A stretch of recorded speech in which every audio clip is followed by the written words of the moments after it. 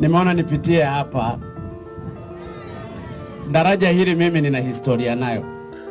Juni 19 mwaka 2025, Rais wa Tanzania Dr. Samia Suluhu Hassan alizindua rasmi daraja la Kigongo Busisi lililopewa jina la daraja la Magufuli. Daraja hili ni mojawapo kati ya mambo lukuki ambayo yalifanywa na hayati John Pombe Magufuli kama zawadi kwa Watanzania ambao waliweka matumaini kwake. Pengine umesahau, Taarifa Digital tumekuandalia makala maalum kuhusu mambo 10 aliyofanya hayati John Pombe Magufuli ambayo yaligusa moja kwa moja Mtanzania maskini wa kawaida. Wakati hayati Dr. John Pombe Magufuli alipokuwa rais wa 5 wa Tanzania, wengi walimuona kama kiongozi wa watu, hasa wale wa chini. Maamuzi yake mengi, iwe ni ya kiuchumi, kijamii au kisiasa, yalilenga moja kwa moja kumuinua Mtanzania wa kawaida, yule ambaye hakuwa na sauti, hakuwa na kipato kikubwa na ambaye mara nyingi amekuwa akisahaulika. Katika makala hii tunakuangazia mambo 10 makubwa aliyofanya Magufuli na namna yalivyomnufaisha Mtanzania maskini wa kawaida. Jambo la kwanza, elimu bure kwa shule za msingi na sekondari. Kabla ya Magufuli, familia nyingi maskini zilishindwa kumpeleka mtoto shule kwa kukosa ada, michango au vifaa. Magufuli alipoondoa ada na kuagiza serikali kufidia gharama hizo, watoto wa familia zisizo na uwezo waliweza kusoma bila vikwazo. Mtoto wa mama mjane au mkulima mdogo sasa alipewa fursa sawa ya kupata elimu kama mtoto wa tajiri. Jambo la pili, ujenzi wa hospitali na vituo vya afya hadi kijijini. Zamani wagonjwa walitembea au kusafiri kilomita nyingi hadi hospitali za wilaya. Magufuli alijenga vituo vya afya karibu na wananchi. Mama mjamzito kijijini ambaye hakuwa na nauli ya kwenda hospitali kubwa, sasa aliweza kujifungua salama karibu na nyumbani. Hii ilipunguza vifo vya wakina mama na watoto. Jambo la tatu, ujenzi wa barabara vijijini na mijini. Barabara bora zina maana kubwa kwa maskini. Ni njia ya kufikisha mazao sokoni, kufika hospitali au shule kwa urahisi. Magufuli alijenga na kutengeneza barabara nyingi hadi maeneo yaliyokuwa yamesahaulika. Mkulima wa kijijini sasa aliweza kuuza viazi au mahindi yake mjini bila kushindwa na gharama au ubovu wa barabara. Jambo la 4, umeme kufika vijijini kupitia REA. Kupitia mradi wa umeme vijijini REA, Magufuli alisukuma kwa kasi kusambaza umeme hadi vijijini. Hii ilimsaidia mama kawaida mwenye vibanda cha kusuka, kuuza vinywaji au maandazi kuendesha biashara yake nyumbani usiku na mchana. Watoto wa familia maskini waliweza kusoma nyumbani usiku kwa taa ya umeme badala ya chemli. Jambo la 5, kusimamia rasilimali za taifa, madini, bandari na misitu.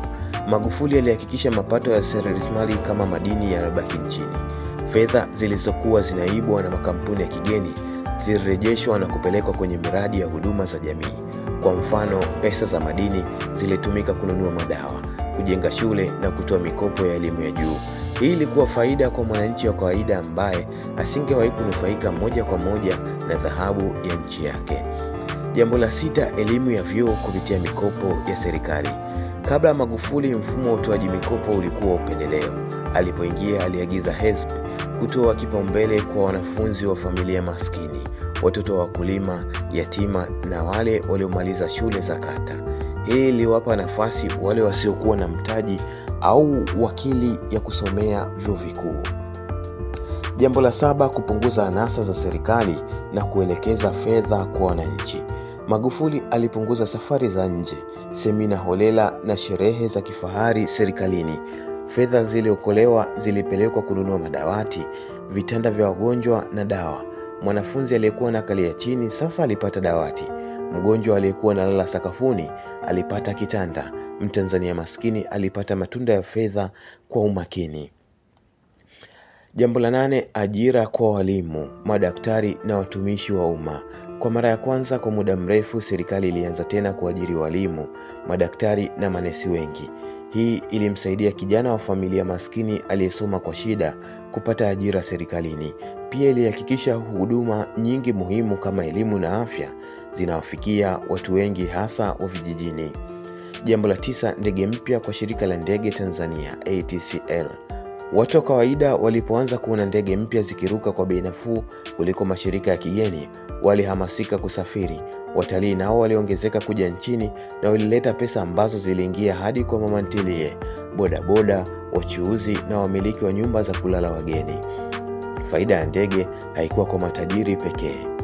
Jambo la 10, mapambano dhidi ya rushwa na ubadhirifu. Rushwa ilikuwa kikazo kwa maskini kupata huduma. Magufuli alipambana na rushwa kwa nguvu, kuanzia hospitali, shule hadi ofisi za serikali.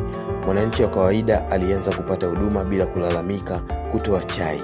Pia aliwafukuza kazi watendaji wazembe na hivyo kurudisha nidhamu serikalini kwa faida ya mwananchi wa kawaida. Hayati Dr. John Pombe Magufuli aligusa maisha ya Mtanzania wa kawaida kwa njia moja kwa moja na isiyo ya kifalsafa. Kwa kauli mbiu yake ya hapa kazi tu, alihakikisha kuwa maendeleo hayabaki kwenye makaratasi wala mjini tu, bali yanashuka hadi kwa mama anayeuza mboga, kijana wa bodaboda na mtoto wa shule ya kata. Hata baada ya kuondoka duniani, kumbukumbu ya kazi zake kwa mwananchi wa nchini haitafutika.